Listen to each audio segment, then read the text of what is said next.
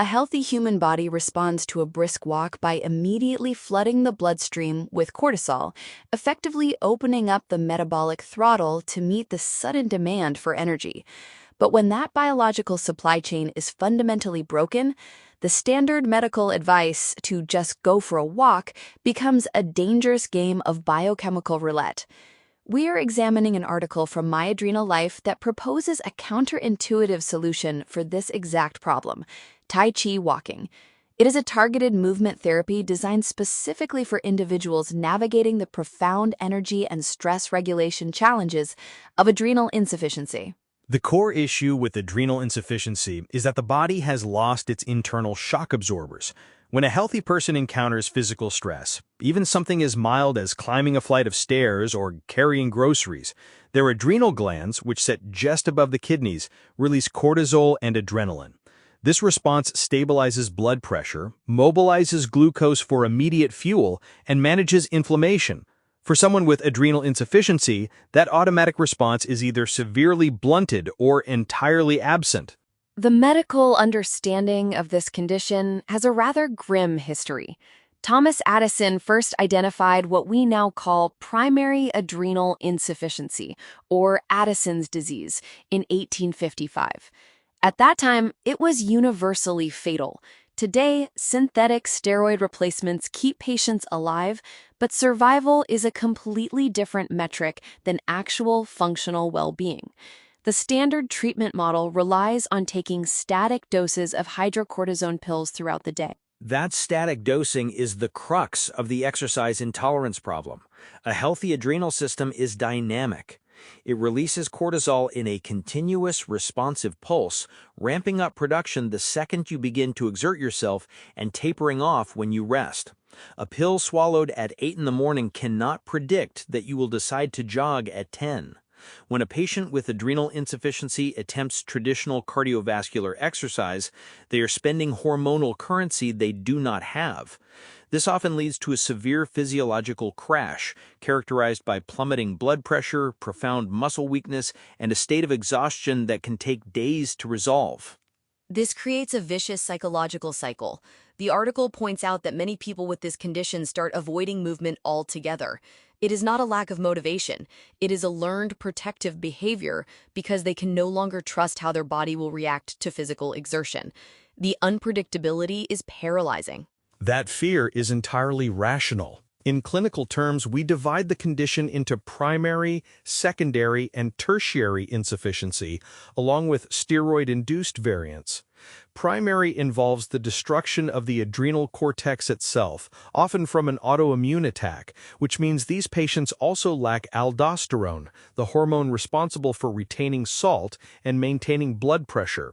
Simply standing up too quickly can cause orthostatic hypotension, where gravity pulls blood away from the brain, leading to dizziness or fainting. Secondary and tertiary types usually stem from issues in the pituitary gland, or hypothalamus, the command centers in the brain that tell the adrenals to work. Regardless of the type, the overarching theme is a highly compromised stress response system. Which brings us to the intervention proposed in the text: Tai Chi walking. At first glance, the concept of just walking slower sounds overly simplistic, but the biomechanical and neurological shifts occurring during this practice are quite complex. We need to dissect why this specific modality bypasses the physiological traps of traditional exercise. Tai Chi walking strips the act of locomotion down to its most basic, deliberate components. Instead of relying on momentum, which is how we normally walk, it requires active muscle engagement and continuous neurological feedback. The protocol outlined in the article breaks a single step into distinct phases: shifting weight entirely to one leg, slowly lifting the opposite foot, moving it forward, placing the heel down first, and then gradually transferring the weight. A single step might take 3 to 5 seconds. That pace forces a fundamental shift in the nervous system. Traditional aerobic exercise naturally triggers the sympathetic nervous system, the fight or flight mechanism, which demands that cortisol output we discussed earlier. Tai Chi walking appears to hijack that path. It actively engages the parasympathetic nervous system, the rest and digest state. Research published in the journal Psychosomatic Medicine demonstrates that the slow, rhythmic movements and controlled breathing inherent in Tai Chi actually lower circulating cortisol levels in populations with intact adrenal function. For someone with adrenal insufficiency, the goal is not necessarily to lower cortisol since they are already deficient, but rather to prevent the rapid depletion of their medication dose. By keeping the heart rate low and the breathing steady, Tai Chi walking minimizes the physiological demand for stress hormones. There is a broader conversation happening in the medical community about the systemic benefits of this type of mindful movement. Dr. Helen Lefretsky, a psychiatrist at UCLA Health, has conducted extensive pragmatic trials on Tai Chi. Her findings indicate that the practice does more than just regulate heart rate. It actually alters brain connectivity, specifically within the default mode network, and reduces inflammatory markers. Those neurological findings validate why patients report feeling grounded after practicing. When you are forced to focus intently on the exact moment your weight transfers from your heel to your toe, you are engaging your brain's proprioceptive networks. Proprioception is your body's ability to sense its location, movements, and actions. For patients dealing with dizziness and poor balance from blood pressure fluctuations, retraining this sensory loop is vital. The National Center for Complementary and Integrative Health consistently highlights Tai Chi as an evidence-based intervention for improving balance and reducing fall risk. Yet, this approach faces significant cultural and medical friction. Fitness culture in Western societies is heavily predicated on intensity. The prevailing narrative is that exercise must be punishing to be effective. Sweat, elevated heart rates, and muscle soreness are treated as the only valid metrics of progress. That ideology is actively harmful to the chronically ill. It frames the inability to perform high-intensity workouts as a moral failing or a lack of discipline. The author of the My Adrenal Life article explicitly pushes back against this, emphasizing that movement does not need to be intense to be supportive, and that small, careful motions still count. This represents a critical paradigm shift from performative fitness to restorative somatic practice. The endocrinology clinic also struggles with this nuance. Endocrinology appointments for adrenal insufficiency are typically focused entirely on blood tests and titrating steroid dosages. There is very little clinical bandwidth dedicated to movement therapy or nervous system regulation. Patients are often left to figure out how to navigate their daily physical reality entirely on their own. Endocrinologists are trained to prevent adrenal crises, which are life-threatening medical emergencies where blood pressure collapses and organs begin to fail. Their primary tool is pharmaceutical replacement. While that saves lives, it does not rebuild a patient's capacity to engage with the world comfortably. Medical literature is dense with data on hormone pharmacokinetics, but sparse on physical therapy protocols for hypocortisolism. Practices like Tai Chi walking operate in that neglected space between strict medical intervention and daily quality of life. Let us look at the advanced techniques mentioned in the text. Once a patient establishes basic stability, they're encouraged to refine the weight transfer and add upper body coordination, letting the arms move naturally. This seems to introduce a level of cardiovascular demand, however slight. It does, but it remains below the threshold that would trigger a systemic stress response. The advanced practice focuses on extending the duration to 3 or 5 minutes and incorporating direction changes, like walking backward.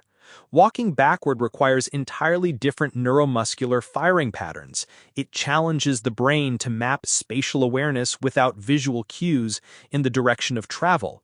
Because the movement remains intentionally slow, the patient can monitor their internal state constantly. If they feel dizzy or weak, they can stop immediately, avoiding the delayed fatigue that often accompanies standard exercise. The concept of delayed fatigue is a specific hallmark of this disease. A patient might feel fine while doing the laundry or taking a walk, but 4 hours later, they experience a profound crash. The steroid medication in their system was enough to get them through the activity, but they drained their entire reserve for the rest of the day. Think of it as running a car on a battery that cannot recharge while driving. Every action draws power. Tai Chi walking is engineered to draw the absolute minimum amount of power while still keeping the engine running and the parts moving. It prevents muscle atrophy and maintains joint mobility without draining the battery. Furthermore, the deep diaphragmatic breathing central to Tai Chi acts as a mechanical pump for the lymphatic system, aiding in waste removal and immune function, which is often compromised in autoimmune-driven adrenal conditions. The psychological relief of simply being able to move without fear must be substantial. Reclaiming agency over one's physical body after an illness has dictated strict limitations alters a patient's entire outlook. Agency is the crucial word. Chronic illness often strips people of their autonomy. Their bodies become unpredictable environments. By providing a structured, safe method of movement that the patient controls entirely, down to the millimeter of a footstep, Tai Chi walking restores a sense of internal trust. The text notes that this is not about pushing through limits, it is about observing them. That observation builds a specialized bodily awareness, allowing patients to detect subtle signs of low cortisol, like minor tension or a slight shift in breathing rhythm before a severe crash occurs. It demands a high level of discipline to move that slowly. Our modern default is constant rushing. Taking 5 seconds to complete a single step requires overriding years of conditioned behavior. It forces the practitioner to be entirely present in the physical sensation of the moment. It is a moving meditation. The ancient origins of Tai Chi Chuan in China were rooted in martial arts, but its evolution into a mind-body medicine relies on this very principle. The slowness is the mechanism of action. When you remove speed, you remove the body's ability to cheat using momentum. Every muscle fiber must engage correctly to maintain balance. For someone whose internal chemistry is artificially maintained, creating that external mechanical stability is a powerful counterbalance. We have covered a significant amount of physiological ground today, moving from the history of static steroid replacement to the nuanced neurology of adaptive movement. The central theme here is that redefining what qualifies as exercise is not a compromise. It is a necessary medical adaptation for those with compromised adrenal systems. By slowing down to a deliberate, mindful pace, patients can bypass the dangerous hormonal demands of traditional fitness while still reaping the vital benefits of physical movement. If you found this breakdown of adaptive movement and adrenal physiology valuable, send this episode to a friend who might benefit from hearing it.